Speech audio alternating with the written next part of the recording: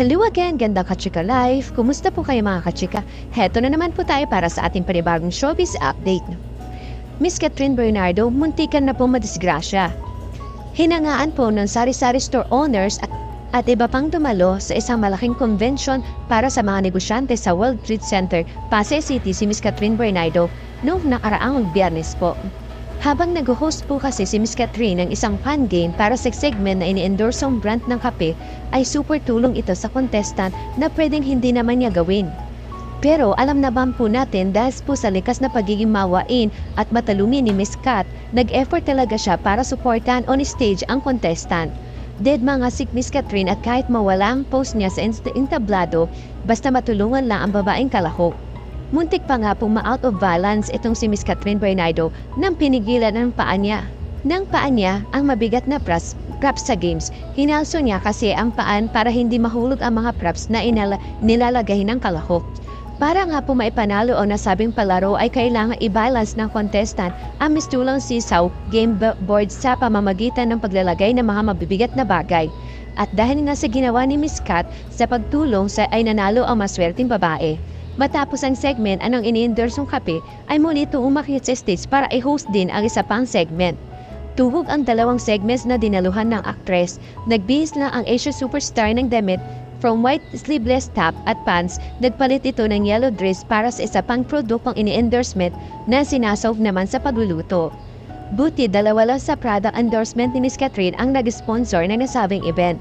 Sa rami na in-endorse ang brand nito, malamang buong araw siya mag-host sa iba't ibang segment sa stage. Samantala, alam niyo po ba si Miss Charo Santos pinili po si Miss Catherine Bernardo? Sumala nga po sa unang pagkakataon sa Fast Talk with Boy Abunda itong si Miss Charo Santos. Kasama ni Miss Charo sa nasabing guesting ang kaparahin niya sa pelikulang Only We Know na si Mr. Dingdong Dantes. Andun nga sila para i-promote ang nasabing pelikula kung saan ni-reveal ni Miss Charo na ito ang kanyang unang romance film. Ito talaga yung first story about love na ginawa ko. Romance talaga, saad po ni Miss Charo. Nakakabata raw ang pakiramdam na gumawa ng isang romance film. Isa nga ito sa mga risks na tinanggap niya dahil buong buhay naman ay parati siyang nagtitake ng risks. Ang tapang ko, no?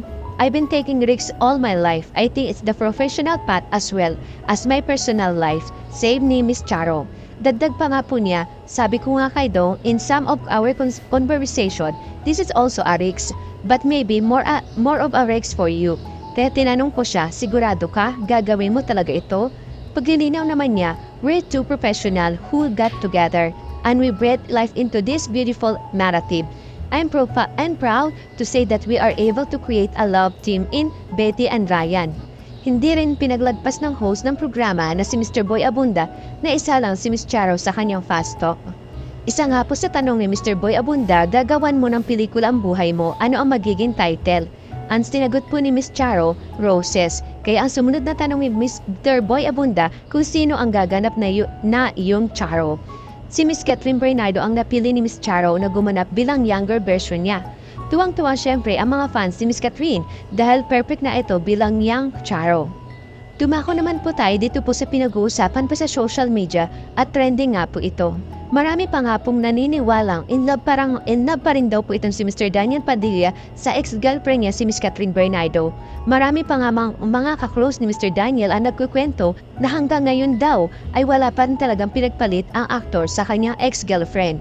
Patuloy nga pong pinag-uusapan na napapansin din daw nila na malungkot pa rin daw po itong si Mr. Daniel at halatang nanghihinayang na nawala sa kanya si Miss Catherine. Actually, kahit naman ang mga kaklose ni Miss Catherine ay naniniwalang mahal pa nga ito ni Mr. Daniel. Hindi pa rin nga nakaka-move on daw ito si Mr. Daniel sa pagkawala sa kanya ni Miss Catherine dahil ang dalada nga ang kanyang greatest love.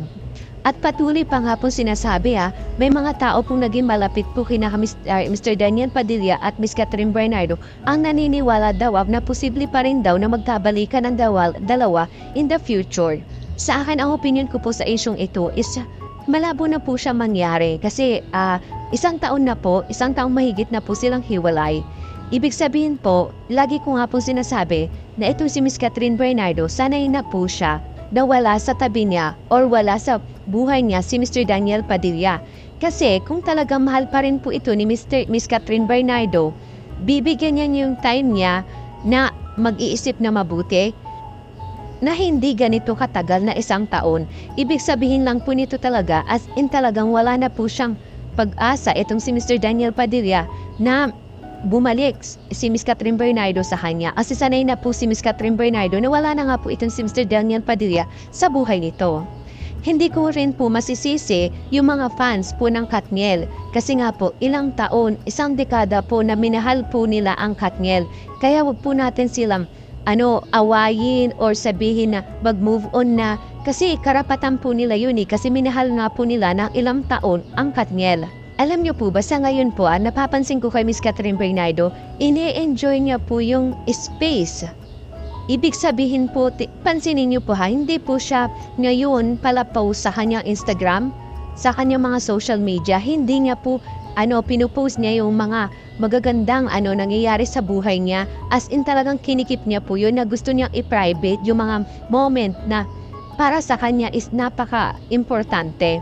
Hindi na po siya tulad ng dati na in public po siya talaga na kahit po anong galaw niya po na mas masaya siya sa konting bagay. As in talagang ipopost po yan ni Miss Catherine Bernardo.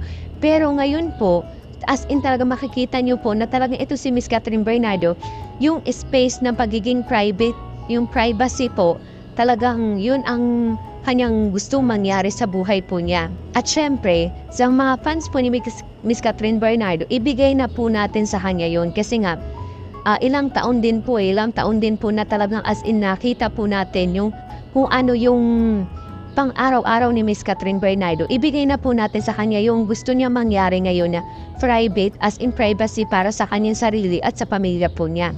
I'm sure po etong si Miss Catherine Bernardo, pag nakalipat na po siya sa kanyang apartment or sa kanyang condo, po ligit sa ating kaalaman na ito nga pong si Miss Catherine Bernardo is nagpaalam na nga po siya sa kanyang pamilya na gusto niya po mag-isa, mamuhay, na I'm sure naman po is pumayag po si Mami Min kasi nga gusto niya din pong itong makitang si Miss Catherine Bernardo na nasa as in talagang mag-isa siyang namumuhay.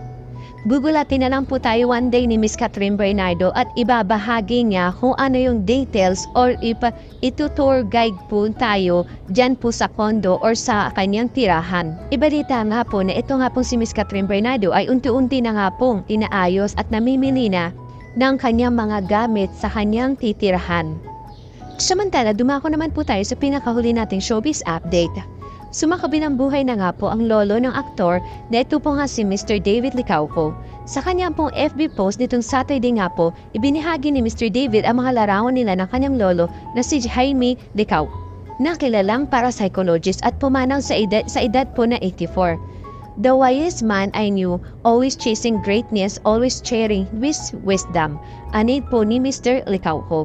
Thank you for the life talks, the lesson, the power of your mind.